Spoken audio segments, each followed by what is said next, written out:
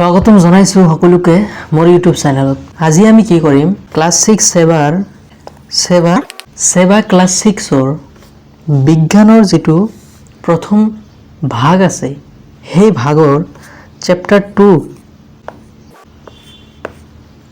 জীৱ আৰু জৈৱ বৈচিত্ৰ্যৰ কোৱেশ্চন এনসাৰ সমূহ অনুশীলনী প্ৰশ্নসমূহ ভালদৰে এটা কৈ চাম। চেপ্টাৰটো আমি ইয়াৰ আউট ৰিডিং মাৰিছোঁ, ভালদৰে চাইছোঁ। এতিয়া আমি সেই চেপ্টাৰটোৰ প্ৰশ্নসমূহ ভালদৰে চাম, ঠিক আছে? তো আহা অনুশীলনী প্ৰশ্ন, শুদ্ধ উত্তৰৰ গোলটো সম্পূৰ্ণকৈ পূৰ কৰা। ইয়াতে তোমাৰ প্ৰশ্ন দিছে এই চাৰিওটাৰ মাজত কোনটো অপচন হ'ব, সেই অপচনৰ আগত তোমাক কি কৰিব লাগে, এটা এনেকৈ ডাৰ্ক কৰিব লাগে যেটো শুদ্ধ, ঠিক আছে? তো চোৱা, উদ্ভিদৰ তলৰ কোনটো প্ৰক্ৰিয়াত পখিলাই উদ্ভিদক সহায় কৰে? তলতে চাৰিটা যে প্ৰক্ৰিয়া দিছে, এই চাৰিটা প্ৰক্ৰিয়াত পখিলাই কেনেদৰে উদ্ভিদক সহায় কৰে? তে চোৱা, অভিযোজন হল তোমাৰ কি, এডাপ্টেশন। তোমাৰ পৰিৱেশৰ পৰিস্থিতি যেনেকুৱা মৰুভূমিত কেকটাছ হয়, সেইদৰে নিজক সলনি কৰা হল অভিযোজন। ইয়াতে পখিলাই কোনো সহায় নকৰে। খাদ্য প্ৰস্তুতকৰণতো পখিলাই একো সহায় নকৰে। প্ৰজননত সহায় কৰে। যেতিয়া পখিলাই এটা ফুলত পৰে আৰু সেই ফুলৰ পৰা আন এটা ফুলত যায়, তেওঁলোকৰ ভৰিত পদাৰ্থসমূহ লাগি এটা ফুলৰ পৰা আন এটা ফুললৈ যায় আৰু প্ৰজননত সহায় কৰে। তেনেহলে আমাৰ 1 নম্বৰৰ এনসাৰটো কি হৈ যাব, সি নম্বৰটো হৈ যাব আমাৰ, ঠিক আছে? এনেকৈ কলা কৰি দিলা। তাৰ পাছত আহি যোৱা, তেনেহলে এনসাৰটো আমাৰ হৈ যাব সি। আহি যোৱা, ডালিম গছ এবিধ কি হয়, গুল্ম, বৃক্ষ, তৃণ, লতা জাতীয়, কোনটো হ'ব? ডালিম গছ এবিধ কি হয়? বৃক্ষটো নহব, বৃক্ষ কাৰণ বহুত ডাঙৰ হ'ব লাগিব। গুল্ম, এনসাৰটো হৈ যাব গুল্ম। তৃণটো নহবই, আৰোহী লতাও নহব। এনসাৰটো আমাৰ হৈ যাব বি নম্বৰটো, বুজি পালা? আহি যোৱা 3 নম্বৰ প্ৰশ্নটো, তলৰ কোনবিধ জলজ উদ্ভিদ নহয়? জলজ উদ্ভিদ মানে হল পানীত জীয়াই থকা উদ্ভিদ জীৱৰ, সেইবোৰক কয় জলজ উদ্ভিদ। এতিয়া প্ৰশ্ন হৈছে কোনবিধ জলজ উদ্ভিদ নহয়, মানে তলত 4টা দি আছে, ইয়াৰ মাজত 3টা জলজ উদ্ভিদ হ'ব আৰু এটা নহব। আমাৰ সেই এটা যে নহয় সেইটো উলিয়াব লাগে। তেনেহলে পদুমটো হয়, পানীত হয় আমি জানো। খৰা কাজাই, এইটো নহয়, আমাৰ এনসাৰটো হৈ যাব এইটো পানীত নহয়। পুনি হয়, ভেট আমি গম পাওঁ ভেটো হয়। আহি যোৱা, চৰাইৰ ডেউকা হল 4 নম্বৰ যেটো প্ৰশ্ন আছে, 1 নম্বৰ 4 যেটো আছে। চৰাইৰ ডেউকা হল, চৰাইৰ পাখি যেটো ডেউকা বুলি কয়, সেইটো কি হয়? পাখিৰ ৰূপান্তৰ। পাখি আৰু পাখিৰ কেনেকৈ ৰূপান্তৰ হ'ব? ইয়াতে কৈছে আগ ঠেঙৰ ৰূপান্তৰ। এনসাৰটো হৈ যাব আমাৰ আগ ঠেঙৰ ৰূপান্তৰ। তাৰমানে কোন জীৱ জন্তুৰ আমাৰ চাৰিটা ভৰি থাকে, জন্তুৰ জীৱৰ 4টা ভৰি থাকে। মানুহৰ 2 হাত থাকে, 2টা ভৰি থাকে। কিন্তু চৰাইৰ ক্ষেত্ৰত 2টা ভৰি থাকে, 2টা ডেউকা থাকে, পাখি থাকে। সেই ডেউকা 2টা কি আগ ভৰিৰ তোমাৰ ৰূপান্তৰ, মানে জীৱ জন্তু আৰু যদি তোমাৰ পাখিৰ মাজত তুলনা কৰা হয়, এইটো কি কোৱা হয়, আগ ভৰিৰ, এইটো ইভলিউশনত তোমালোকে পঢ়িবা, আগ ভৰিৰ ৰূপান্তৰ হয় এইটো। আহি যোৱা 5 নম্বৰ, ঠাণ্ডা ঠাইত থকা জন্তুবোৰৰ দেহত দীঘল নোম। ঠাণ্ডা ঠাইত থকা জন্তুবোৰৰ দেহত দীঘল নোমৰ কাৰ্য কি? ঠাণ্ডা ঠাইত যে জীৱ জন্তুবোৰ আছে, তেওঁলোকৰ কি যেটো গাত যেটো নোম থাকে, সেইবোৰ দীঘল। এতিয়া কৈছে তাৰ কাৰ্য কি, কাম কি, তাৰ কিয় দীঘল হয়? ই দেহক তাপৰ পৰা সুৰক্ষা দিয়ে। ঠাণ্ডা জায়গাত আৰু তাপ কৰ পৰা আহিব? তেনেহলে আমাৰ এইটোতো নহবই। ই দেহক বৰষুণৰ পৰা সুৰক্ষা দিয়ে। ঠাণ্ডা ঠাইত ইমান বৰষুণ নহয়, বৰফ পৰে কিন্তু বৰষুণ নহয় তাতে। ই দেহক শীতৰ প্ৰকোপৰ পৰা সুৰক্ষা দিয়ে, এইটোই হ'ব। কাৰণ আমাৰ ঠাণ্ডা ঠাইত বহুত ঠাণ্ডা মৰুভূমি যিবোৰ আছে, তাতে বৰফ পৰে, বহুত ঠাণ্ডা। সেই ঠাণ্ডাৰ পৰা ৰক্ষা পাবলৈ তাতে কি দীঘল নোমে এই জীৱ জন্তুবোৰক সহায় কৰে, বুজি পালা? আমাৰ এনসাৰটো হৈ যাব কি, সি নম্বৰটো।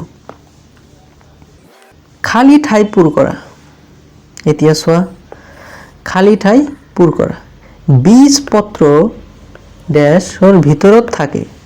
বীজপত্ৰটো কাৰ ভিতৰত থাকে? বীজপত্ৰটো আমাৰ বীজৰ ভিতৰত থাকে। বীজ ইয়াতে ৰত আছে, বীজপত্ৰ তেনেহ'লে আমাৰ বীজৰ ভিতৰত থাকে। বুজি পালা? এতিয়া জালৰ দৰে হীৰা বিন্যাস ডেছ উদ্ভিদৰ চৰিত্ৰ। দুই ধৰণৰ পাত আছিল, সমান্তৰাল এটা আৰু জালৰ দৰে। এতিয়া কৈছে জালৰ দৰে যিটো পাত আছে সেইটো কোন ধৰণৰ উদ্ভিদৰ চৰিত্ৰ? এটা উত্তৰত কি হ'ব? জালৰ দৰে হীৰা বিন্যাস দ্বিবীজপত্ৰী উদ্ভিদৰ চৰিত্ৰ। দ্বিবীজপত্ৰী, বীজৰ মাজত এবীজপত্ৰী থাকে, দ্বিবীজপত্ৰী থাকে। দুটা গজালি মেলা, যেতিয়া গজালি মেলে তোমালোকে যিটো ভাঙি চাবা, মাজত চাবা দুটা বীজৰ দুটা পাৰ্ট থাকে, দুটা অংশ থাকে। যেনেকুৱা বুট মাহ আমি চাইছোঁ।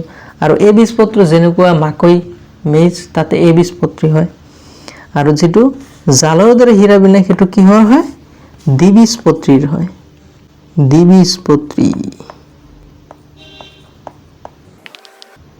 দ্বিবীজপত্ৰী উদ্ভিদৰ চৰিত্ৰ। বুজি পালা? এতিয়া নেক্সট চোৱা, উট যে আছে কেমেল, উটৰ কোচটো এই ওপৰত যিটো থাকে এইটো কি জমা হৈ থাকে? ইয়াতে এইটো আমি পঢ়িছিলোঁ পাৰ্ট 2ত আমি পঢ়িছিলোঁ কি চৰ্বি জমা হৈ থাকে। কি জমা হৈ থাকে? চৰ্বি। নেক্সট আহা, পৰ্বতীয়া অঞ্চলৰ গছৰ আকৃতি ডেছৰ দৰে। পৰ্বতীয়া অঞ্চলৰ কি গছৰ যিটো আকৃতি থাকে এইটো কিহৰ দৰে হয়? এইটো শংকুৰ দৰে।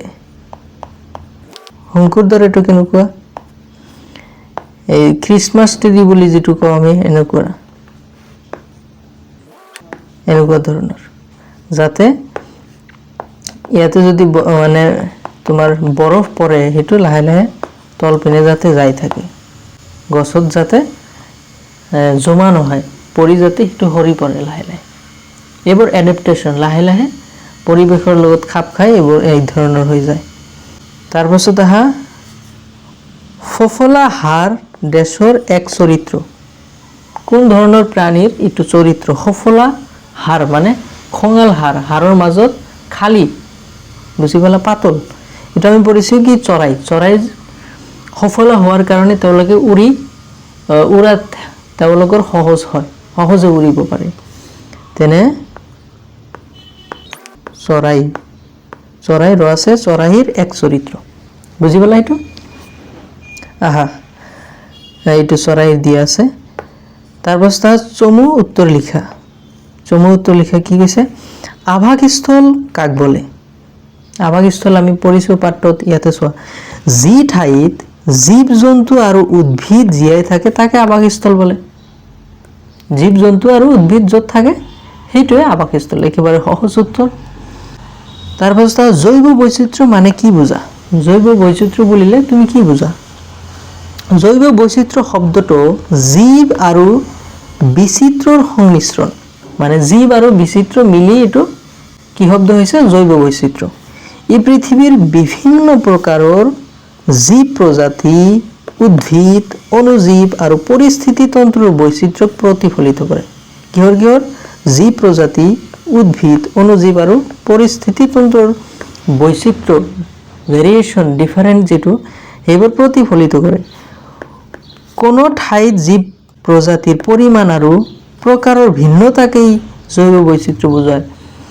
তোমাক যদি 1 মাৰ্কৰ প্ৰশ্ন সোধে, এইটো যদি 1 মাৰ্ক দিয়া থাকে তেনেহ'লে ডাইৰেক্ট এইখিনি লিখিলে হ'ব যে কোনো ঠাইত জীৱ প্ৰজাতিৰ পৰিমাণ আৰু প্ৰকাৰৰ ভিন্নতাকেই জৈৱ বৈচিত্ৰ্য বুলি বুজোৱা হয় বা বুলি কোৱা হয়।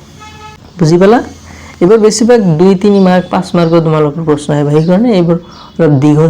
চমু উত্তৰ, কেকটাছে মৰুভূমিত জীয়াই থাকিবলৈ কিদৰে অভিযোজন কৰে? কেকটাছে মৰুভূমিত জীয়াই থাকিবলৈ অভিযোজন, নিজক কেনেকৈ সলনি কৰে, এডাপ্টেশ্যন কৰে, ক্লাইমেটৰ লগত, পৰিৱেশৰ লগত কেনেকৈ খাপ খুৱাই নিজক। ঠিক আছে?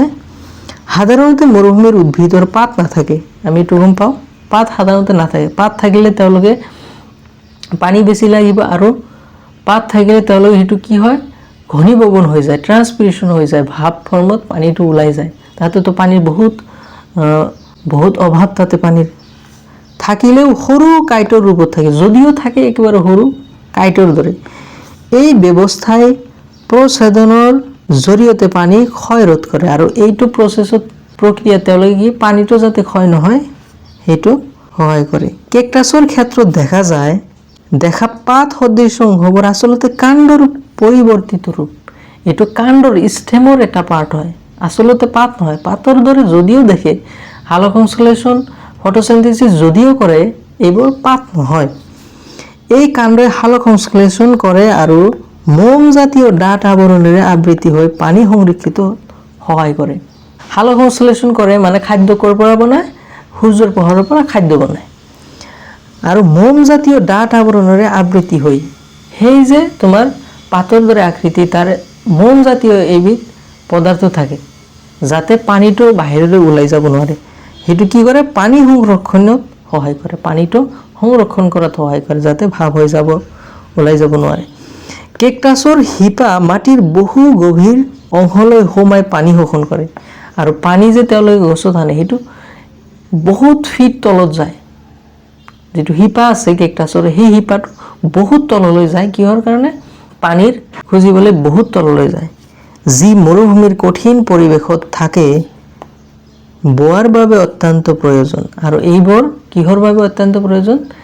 মৰুভূমিত জীয়াই থাকিবলৈ কেকটাছৰ কাৰণে বা অন্য প্ৰাণীৰ কাৰণে বহুতো প্ৰয়োজন। ইয়াতে কেকটাছৰ বিষয়ে কৈছে, ঠিক একেদৰে তোমাৰ উটৰ দৰেও এনেকুৱাই বহুত ধৰণৰ এডাপ্টেশ্যন অভিযোজন কৰে। বুজি পালা? এতিয়া আহা জীৱৰ তিনিটা সাধাৰণ বৈশিষ্ট্য লিখা। জীৱৰ সাধাৰণ বৈশিষ্ট্য মানে চবৰ মাজতে পোৱা যায়, সকলো জীৱৰ মাজতে পোৱা যায়। এতিয়া কি কি জীৱৰ তিনিটা সাধাৰণ বৈশিষ্ট্য হ'ল, সকলো জীৱই জীয়াই থাকিবৰ বাবে খাদ্য গ্ৰহণ কৰে। আমি সকলোৱে জানো জীৱ, উদ্ভিদ এইবোৰ জীয়াই থাকিবলৈ কি খাদ্য লাগিবই, তেওঁলোকৰ খাদ্য অবিহনে জীয়াই থাকিব নোৱাৰে। এক নম্বৰ হ'ল। দুই নম্বৰটো চোৱা, সকলো জীৱৰ বংশ বৃদ্ধি হয়, জীৱৰ বংশ বৃদ্ধি হয়, অফস্প্ৰিং জন্ম লয়। ৰিপ্ৰডাকশ্যন নকৰিলে বংশ বৃদ্ধি নহ'ব, এক্সটিংক্ট হৈ যাব, একেবাৰে পৃথিৱীৰ পৰা নোহোৱা হৈ যাব। সেইকাৰণে কি সকলো জীৱই বংশ বৃদ্ধি হয়, সকলো জীৱৰ বৃদ্ধি আৰু বিকাশ হয়, সকলো জীৱই ডাঙৰ দীঘল হয় আৰু বিকাশ হয়, তেওঁলোকে ইণ্টেলিজেন্স ডেভেলপ হয় ধীৰে ধীৰে। বুজি পালা? সমান্তৰাল হীৰাবিন্যাস থকা তিনিবিধ পাতৰ উদাহৰণ দিয়া। সমান্তৰাল হীৰাবিন্যাস যিটো, এতিয়া সমান্তৰাল হীৰাবিন্যাস মনত আছেনে? এনেকুৱা পাতৰ উদাহৰণ দুটা ধৰণৰ আছিল, এটা জাল আছিল, এটা সমান্তৰাল আছিল। সমান্তৰালটো কি আছিল? যেনেকুৱা কলৰ পাত, এনেকুৱা ধৰা মাজত এটা আছে, এনেকুৱা তোমাৰ সমান্তৰাল, এইটো হ'ল সমান্তৰাল। ঠিক আছে, এনেকুৱা ধৰণৰ যিবোৰ পাত আছে সেইবোৰ সমান্তৰাল।